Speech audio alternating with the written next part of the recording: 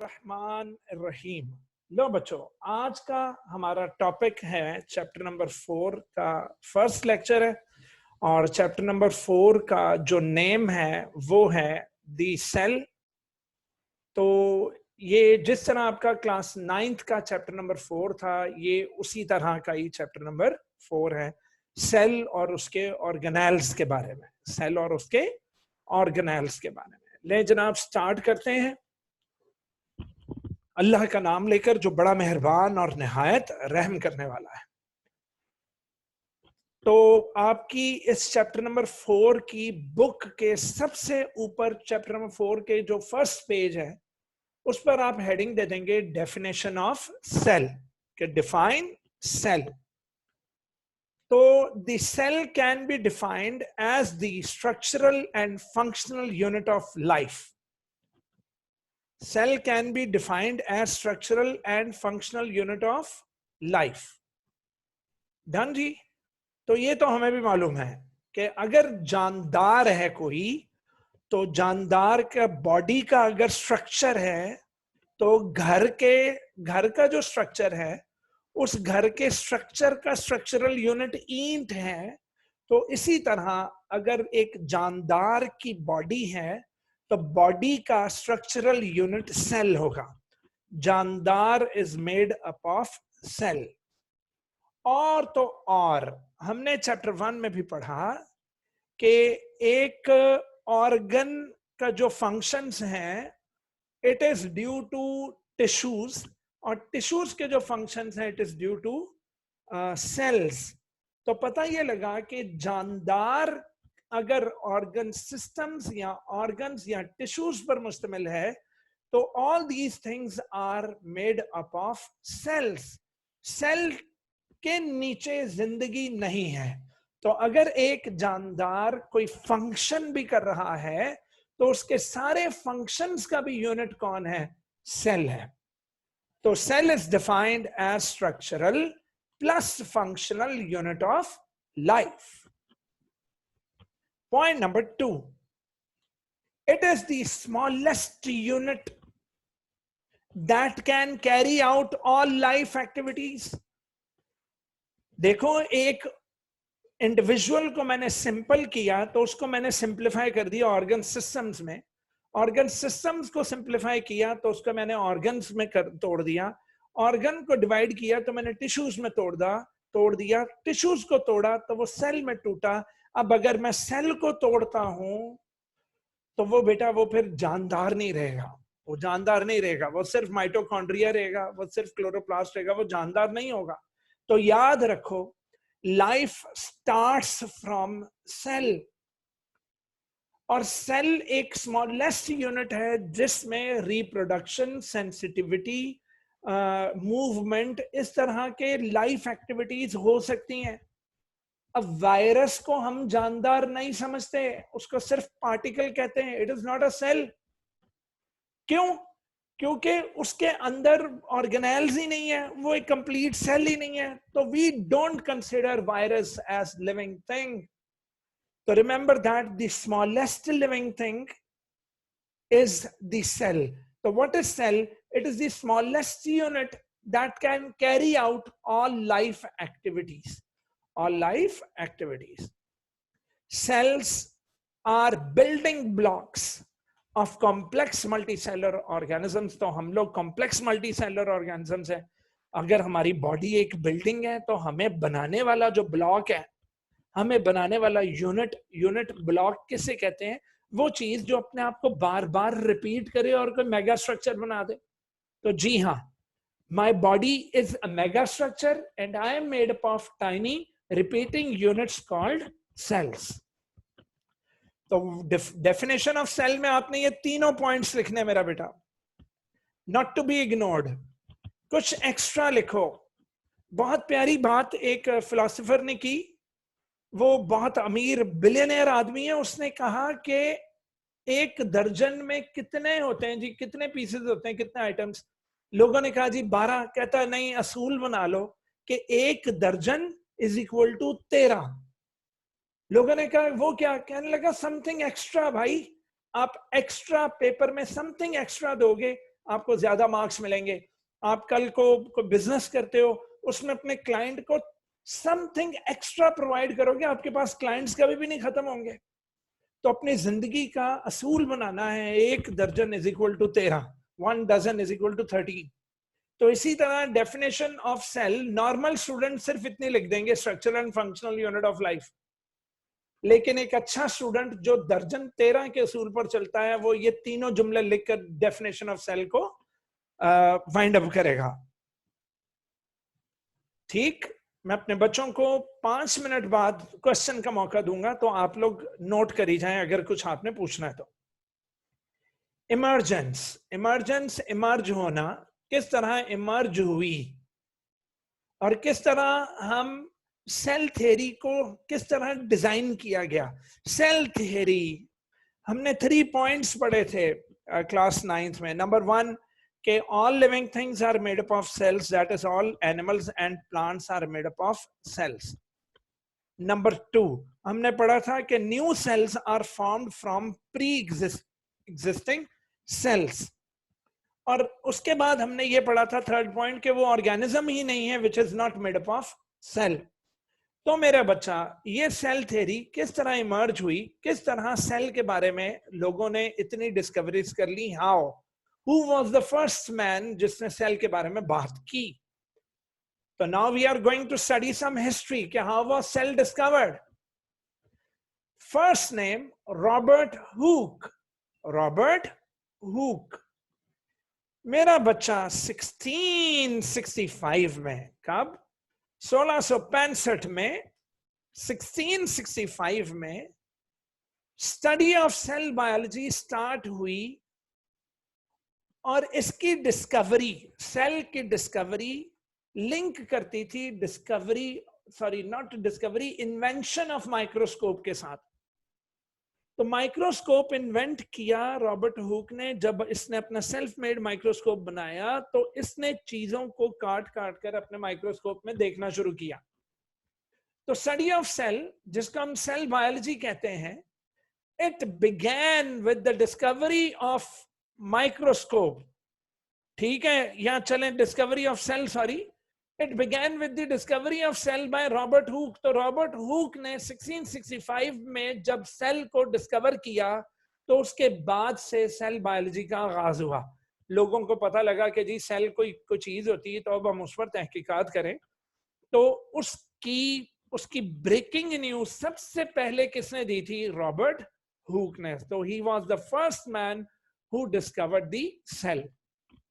Robert Hooke ने लोगों को कहा और अपनी एक फेमस किताब माइक्रोग्राफिया में इस चीज का जिक्र किया।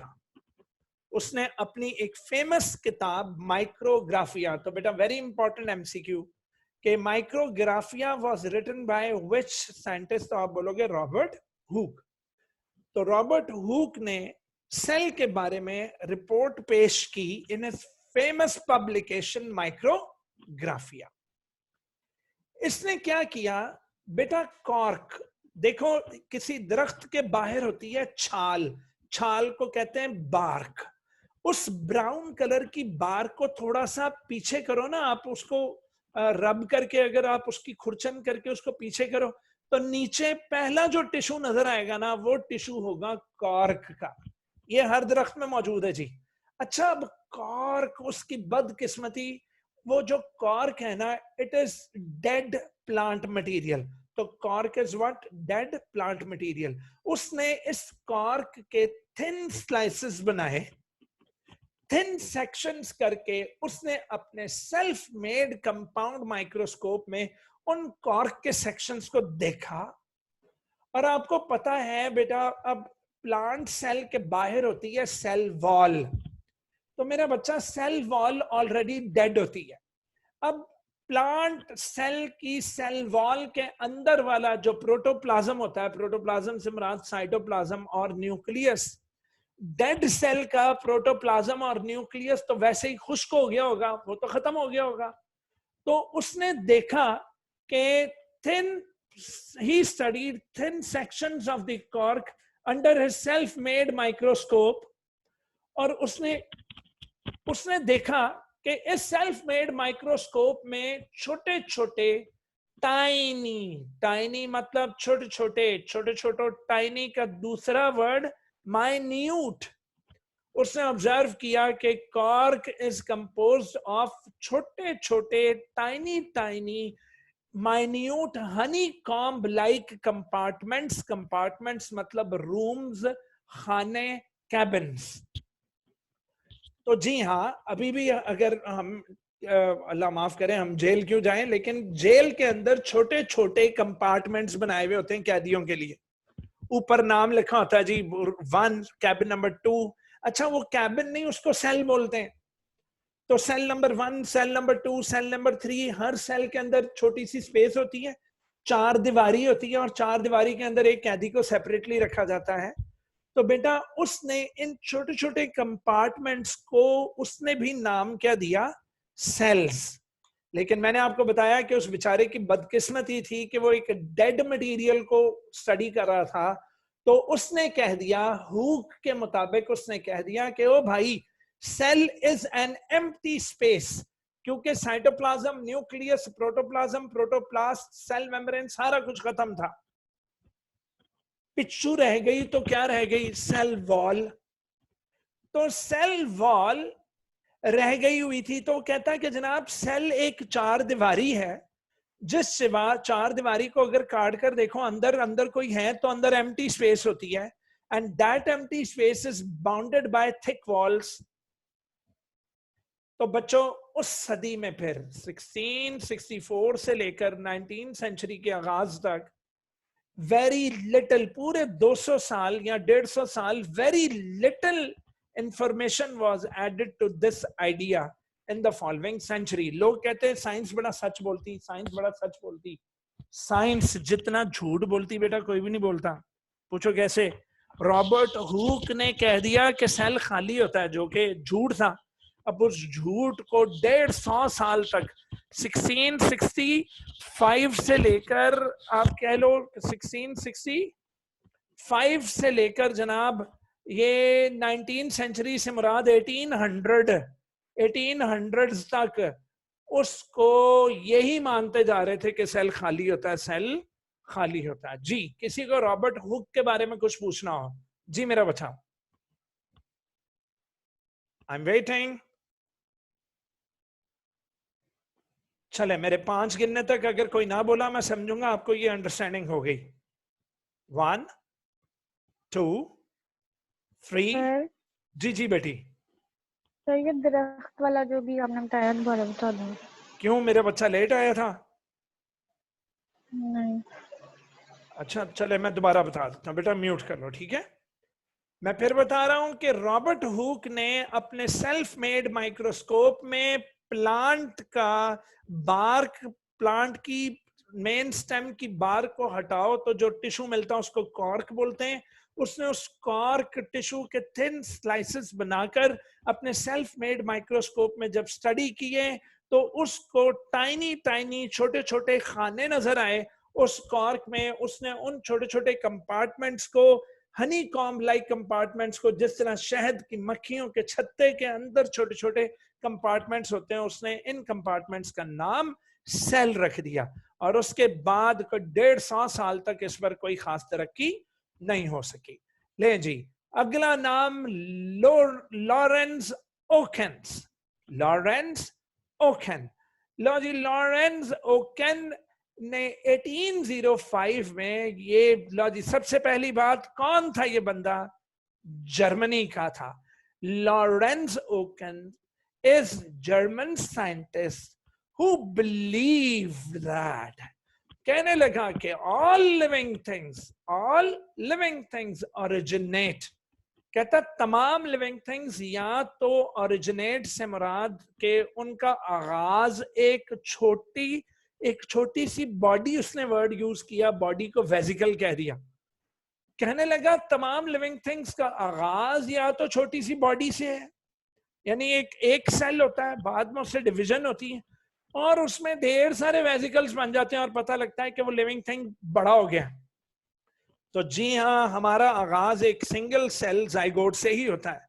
कहने लगा all living beings originate from, या फिर दे कंसिस्ट ऑफ वेसिकल्स, उनके जिस्म में छोटी छोटी बॉडीज है, उन वेसिकल्स का दूसरा नाम सेल्स दिया गया। लोरेंज ओकेन की इस बात के बाद आया Jean Baptiste D Lamarck. Jean Baptiste D Lamarck 1809 में आया। तो जी हाँ, लमार्क, ये हमने पढ़ा भी था नाम इसका, एवोल्यूशन के हवाले से बड़ा मशहूर है लमार्किज्म। तो बच्चों, लमार्क ने कह दिया कि भाईजान आई एम सॉरी, वो चला नहीं हुआ डायलॉग, भाईजान मुझे मारो, भाईजान मुझे मारो। इसने कह दिया भाईजान मुझे मारो अगर आप उस चीज को जानदार कह रहे हो जो सेल्स या सेल्स की बनी हुई चीजों का नहीं बना हुआ। कहता nobody can have life, कहता भाई कोई भी चीज जिंदगी पोजेस नहीं कर सकती, वो जानदार नहीं हो सकती इफ इट्स कंस्टिट्यूएंट पार्ट्स, अगर उसको बनाने वाले जो उसके पार्ट्स हैं, उसके जो ऑर्गन्स हैं, आर नॉट सेलुलर, या तो सेल्स या सेल्स के टिश्यूज पर नहीं बने हुए। ठीक, आर नॉट सेलुलर टिश्यू और are not formed by cellular tissue. कहता है या तो उसके कॉन्स्टिट्यूएंट पार्ट्स अगर सेल्स के बने हुए टिश्यूज पर नहीं मुश्तमिल, तो मैं उसको जानदार मारने से इनकार करता हूं, मैं उसको जानदार मारने से इनकार करता हूं। ऑनलाइन पढ़ा के लगता है कि मैंने पता नहीं कोई रेडियो खोला हुआ और उस पर मैं बोली जा रहा हूं और मुझे कोई अवाम भी नहीं सुन रही। ले जी, अगला बंदा आया रॉबर्ट ब्राउन इन 1831। रॉबर्ट ब्राउन ने रौला डाल दिया। उसने कहा ओए 1665 में 150 साल कबल हमें कहा गया था कि सेल खाली होता है। कहता हुए सेल खाली नहीं है भाई। He reported the presence of nucleus in the cell. तो रॉबर्ट ब्राउन ने कह दिया भाईजान सेल खाली खुली कोई नहीं है, उसके अंदर न्यूक्लियस मैंने देखा, उसके अंदर एक छोटी सी बॉडी मैंने देखी है। उसने उस छोटी सी वेसिकल का नाम, जो कि बजाते खुद एक सेल के अंदर था, उसने उसका नाम न्यूक्लियस रख दिया। ड्यू टू दिस डिस्कवरी, बेटा न्यूक्लियस की डिस्कवरी पर हुक्स का जो आइडिया था about the cell as an empty space was changed. अब लोगों के दिमाग में पता लग गया कि इट इज नॉट, देखो अगर मुझे कोई कह देगा कि फलाना कमरा जो है वो खाली है जी, तो मैं पागल हूं, वहां पर मैं जाऊंगा उस कमरे में, मैं कभी भी विजिट नहीं करूंगा। इसी तरह लोगों ने सेल के ऊपर काम करना बंद कर दिया हुआ था। उनको ये था कि हमें खाली चीज के बारे में क्यों वो पढ़ाइयां करें और उसके बारे में तहकीकात करें। तो रॉबर्ट ब्राउन के न्यूक्लियस की डिस्कवरी के बाद पता लगा कि cell is not empty space, it was, उसका ये सारे लोगों का आइडिया चेंज हो गया। And it was later established the cell is not an empty space. तो बाद में वाकई लोगों ने ये तहकीकात करके पता कर लिया कि रॉबर्ट ब्राउन तो सही कहना सा, अंदर न्यूक्लियस के अलावा और भी बड़ा कुछ है। तो वो जो और भी बड़ा कुछ है वो बताया हमें जर्मन जूलॉजिस्ट, बेटा very very very important MCQ, who was, सब बोलो, थियोडोर शवान। ये नाम क्या है बोलिए? थियो, क्या नेम है? थियो, THEO, थियोडोर शवान। तो थियोडोर शवान एक जूलॉजिस्ट था, जर्मनी का रहने वाला। इन 1839 इस बंदे ने इसने अपने काम का बताया। और एक और जर्मन था, देखा जर्मनी कितना आगे था बेटा हर एक से, और आज भी जर्मन साइंटिस्ट पूरी दुनिया पर राज कर रहे हैं। तो जर्मन बॉटनिस्ट था श्लेडेन, इसको क्या बोलना है? श्लेडेन। तो श्लेडेन ने 1838 में, जबकि Theodore शवान, who was Theodor Schwann, German zoologist, and who was Schleiden, German botanist. तो बॉटनिस्ट का श्लेडन का साल है जी 1838 एंड थियोडोर शवान का साल है जी 1839। कहता है जर्मन जूलॉजिस्ट थियोडोर शवान 1839 और जर्मन बॉटनिस्ट श्लेडन ने 1838 में दोनों अलग अलग काम कर रहे थे बेटा, अलग अलग काम कर रहे थे. They were working independently. याद रखें, they were not partners, they were not co-workers. तो they came out with the theory called the cell theory. इन्होंने जो सेल थ्योरी बनाई, कहते हैं ओ भाईजान सेल इज नॉट एम्प्टी. इन्होंने कहा कि the cell consisted of 3 basic parts. First part is nucleus.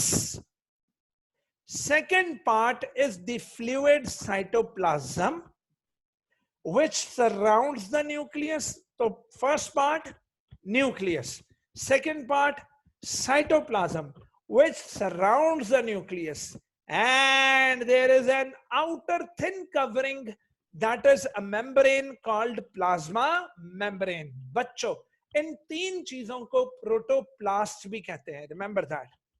Nucleus, इर्द गिर्द का साइटोप्लाज्म और इर्द गिर्द की प्लाज्मा मेम्ब्रेन. याद रखें, वेरी इंपॉर्टेंट शॉर्ट आता था, what is protoplast, what is protoplast. तो अभी सुन लें. Nucleus along with cytoplasm and plasma membrane, these 3 things together are called protoplast. तो सेल वॉल कवर करती है प्रोटोप्लास्ट को. अब अगर मैं सेल मेम्ब्रेन खत्म कर दूं तो पीछे बचा साइटोप्लाज्म और न्यूक्लियस ओनली. तो साइटोप्लाज्म और न्यूक्लियस को प्रोटोप्लाज्म कहते हैं. तो what is protoplasm? Protoplasm is cytoplasm and nucleus. Protoplasm is cytoplasm and nucleus, जबकि protoplast is nucleus, cytoplasm, plasma membrane. इन्होंने तो ये कह दिया कि जनाब सेल के 3 हिस्से हैं जी, nucleus, fluid cytoplasm which surrounding the nucleus and the outer thin covering that is membrane, plasma membrane. और फिर चूंकि एक बॉटनिस्ट था, एक ज़ूलॉजिस्ट था, इन्होंने कह दिया the cell wall, they said, दोनों ने कहा कि it was an additional structure present only in plant cell. तो जाहिर सी बात है, प्लांट सेल की जो सेल वॉल थी उसको सबसे पहले श्लेडन ने देखा होगा, क्योंकि श्लेडन बॉटनिस्ट था. लॉजिक कीपिंग इन व्यू, इन चीजों को मद्देनजर रखते हुए, दिस डेफिनेशन ऑफ सेल के the cells could be observed in plants and animal as well. यानी कि प्लांट में और एनिमल दोनों में सेल्स देखे जा सकते हैं. तो एक पॉइंट मिल गया हमें सेल थ्योरी का, एक पॉइंट मिल गया जी कि all animals and all plants are made up of cells. यहां तक इनकी सेल थ्योरी थी. इन्होंने इस नतीजे पर पहुंचे कि जनाब all plants and all animals are made up of cells. Next आया according to cell theory, according to cell theory all living organisms are composed of cell products. तो जनाब हमें 2 पॉइंट्स मिल गए. अच्छा, सेल या सेल का प्रोडक्ट. अब cell का प्रोडक्ट से क्या मुराद है बेटा? अगर आपने हाथ में लीमू पकड़ा हुआ है तो लीमू एक जानदार चीज है, एक जानदार चीज ने बनाई है. तो जी हाँ, लीमू is made up of cells. लेकिन अगर आप उसको निचोड़ते हैं और अंदर से रस निकलता है, तो वो रस जो है वो उसके सेल्स ने बनाया है. तो जो कोई प्रोडक्ट्स, कोई केमिकल्स, कोई रस, कोई जूस केमिकल्स बना दें, उन केमिकल्स को, उन रस को, उस जूस को आप कहोगे दीज आर सेलुलर प्रोडक्ट्स. तो पता लगा कि all organisms are made up of cells और made up of cellular products, के सेल्स ने जो केमिकल्स बनाए हुए उनके बने हैं. और उसके बाद आया Rudolf Virchow. It is not Virchow. अगर आपने विर्चू बोला तो रुडोल्फ विर्को की आत्मा को मिर्चू लगेगी. तो रुडोल्फ विर्को कहना आपने. लो जी, रुडोल्फ विर्को 1855 में ये बंदा आया. ओ गॉड, ये भी जर्मन फिजिशियन, ये भी क्या है? जर्मन फिजिशियन है. इसने हाइपोथेसाइज किया कि, अभी ये कहता था मैं हतमी बात पे नहीं हूं, मैंने ये नोट किया है, आप लोग एक्सपेरिमेंट से इसको चेक करके कोई लॉ शॉ बनाओ इसने सिर्फ हाइपोथेसिस दी। इसने कहा भाईजान मुझे लगता है कि जो न्यू सेल्स हैं वो पुराने सेल्स की सेल डिवीजन से एग्जिस्ट में यानी एग्जिस्टेंस में आते हैं। कहने लगा new cells are made by cell division of already existing cells. कहते हैं जो नए सेल्स हैं वो ऑलरेडी एग्जिस्ट, मतलब ऑलरेडी प्रेजेंट सेल के अंदर एक सेल प्रेजेंट है, एक सेल मौजूद है, वो मरा नहीं है। उस जिंदा सेल की सेल डिवीजन होगी तो न्यू सेल्स बनेंगे। वो अपनी जुबान में बार बार लोगों को गली गली कुचे कुचे बताता फिरता, ओमने सेल्यूलाए सेल्यूला। ओमने सेल्यूलाए सेल्यूला से मुराद ये है कि new cells are formed from previously existing cells. जो सेल्स पहले से एग्जिस्ट कर रहे हैं वो ही डिवाइड होकर न्यू सेल्स बना देते हैं। बच्चों उन दिनों दुनिया पर एक कॉन्सेप्ट राइज था, उन दिनों एक कॉन्सेप्ट था ए बायोजेनेसिस। वो ए बायोजेनेसिस ये थी कि तुम कचरे का ढेर रखो, मरे हुए जानदार, मरी हुई मछलियां, मरा हुआ कोई चीज रख दो, आपको 2-4 दिनों बाद ऊपर सुंडियां दिखाई देंगी। वो सुंडियां खत्म हो जाती तो ऊपर फिर मक्खियां पैदा हो जाती हैं। तो जनाब लोग कह रहे थे कि बेजान चीजों से जानदार पैदा होते हैं। तो जब बेजान चीजों से जानदार पैदा होंगे तो उस आइडिया को बोलोगे abiogenesis, that is non life give rise to life, life arise from non life. तो ये कॉन्सेप्ट था। वो तो बाद में माइक्रोस्कोप आया तो पता लगा एक मक्खी आंदी है, मक्खी आके उस गंद पर अंडा देगी, यानी कि अंडा देगी। फिर वो अंडा माइक्रोस्कोपिक होता, वो नजर नहीं था आता। लोग कहते थे कि जी सुंडी अपने आप पैदा हो गई। नहीं, अंडा फूटेगा तो सुंडी निकलेगी। वो बाद में पता लगा कि मक्खी के अंदर मेटामॉर्फोसिस होती है तो सुंडी उसका लार्वा होता है।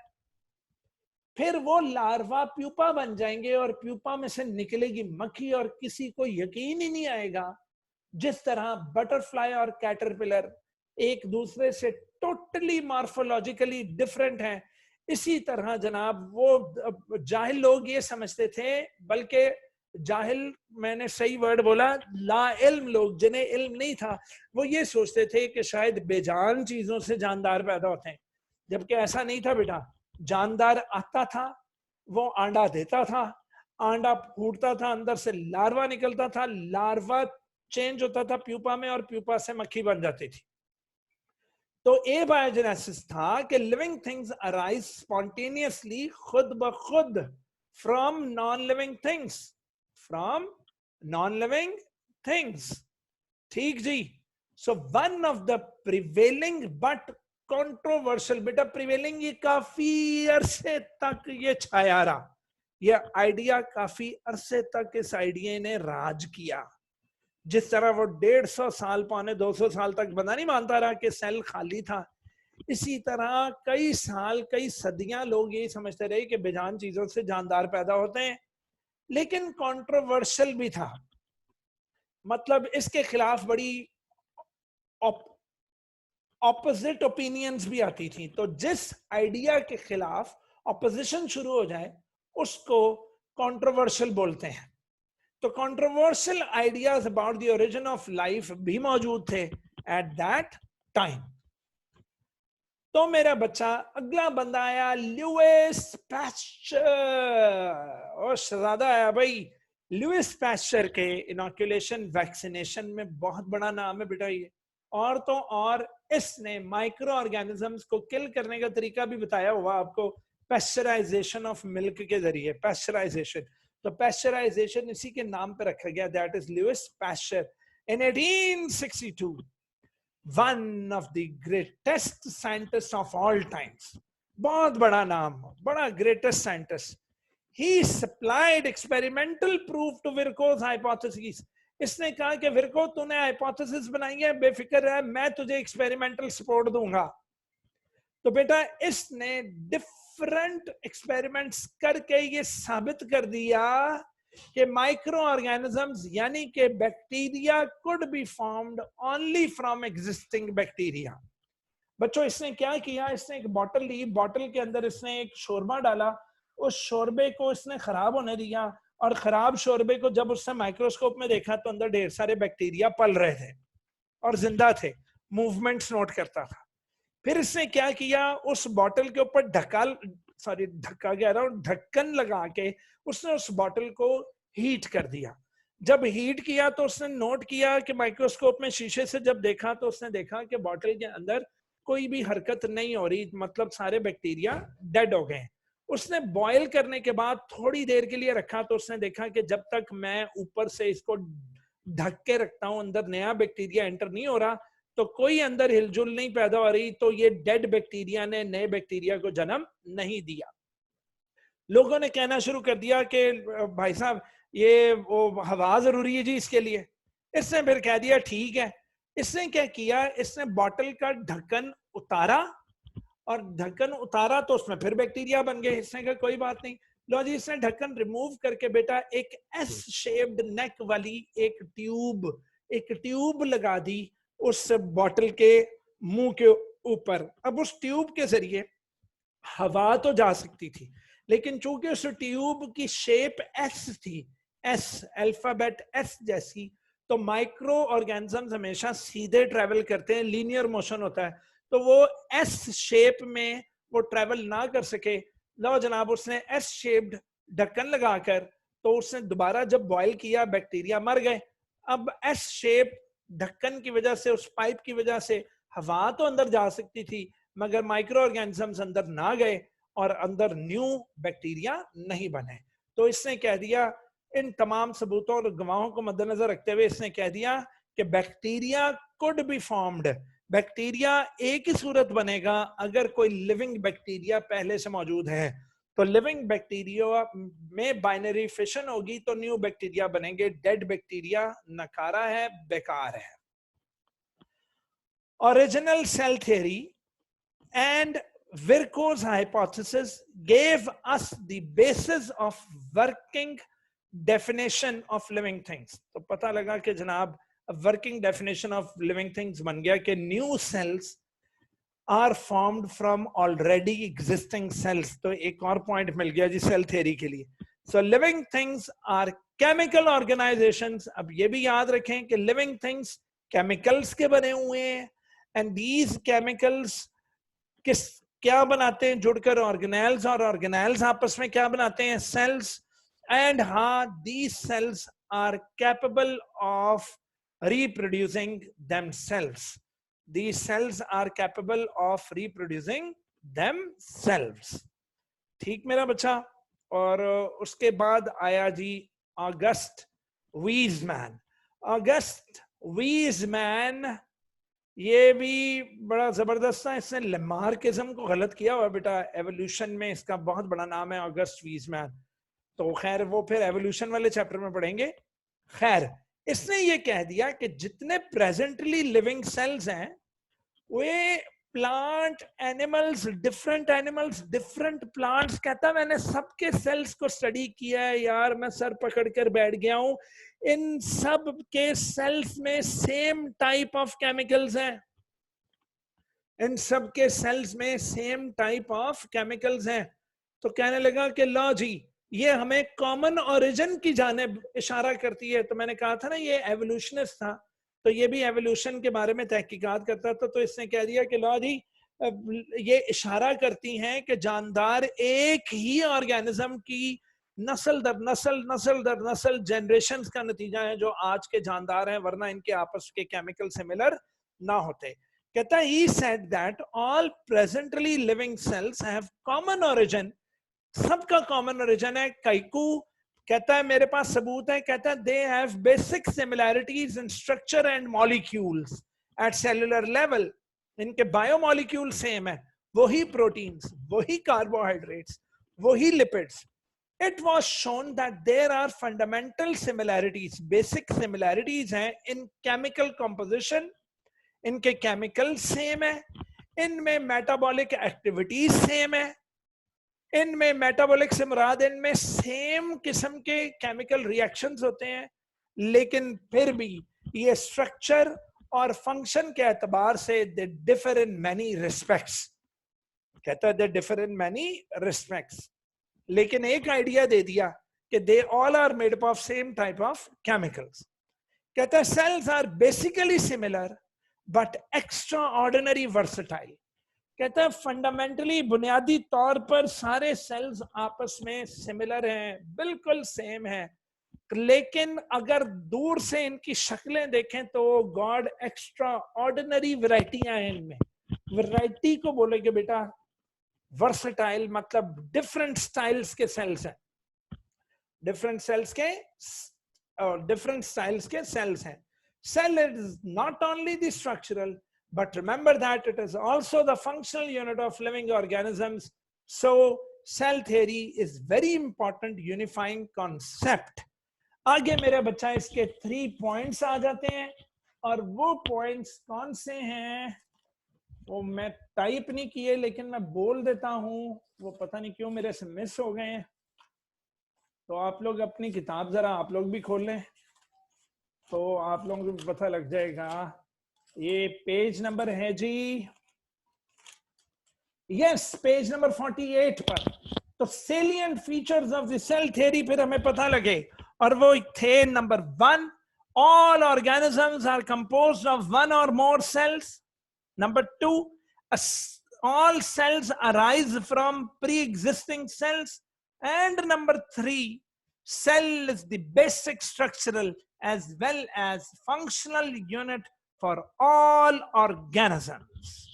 आज का लेक्चर 1 हमारा फिनिश हुआ। किसी बच्चे ने कुछ पूछना है तो मैं हाजिर हूं। जी मेरा बेटा।